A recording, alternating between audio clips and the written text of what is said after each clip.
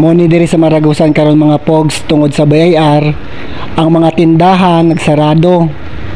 Wala pud ta kabalo kung unsa ilang requirements, unsa ilang pangapangutana ug unsay mga panginahanglan nganong mga tindahan karon nahadlok man sila.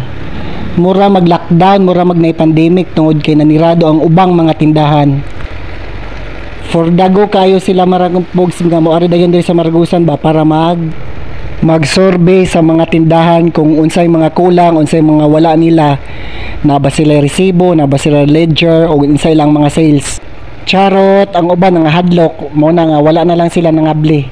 Unsa man gid atong buhaton ani mga pogs sa mga tindahan nga wala ang nangabli karong mga adlaw tungod aning BIR nga walay pagpaabiso sa mga katawhan labi na tong mga negosyante nga wala gid ta kabalo ba unsa ilahang tuyo ug tumong nganong mag-uban na may mga penalty. Ang uban dagko daw kay penalty mga pogs. Napo daw uban nga sa Nabunturan, uban pang mga diri sa Davao de Oro nakabayad og penalty. Wa pud ta kabalo unsay rason, pero obligado gyud ta nga mobayad kay mao man ay kuan sa BIR sa tuwa nga dapat mobayad ta sa ato ang mga taxes. Ug mo ni ang mga panahon karon sa Maragusan murag gyud nag-lockdown. Ug diri na lang ko to mga pogs, daghang salamat sa pagtan-aw sa akong video.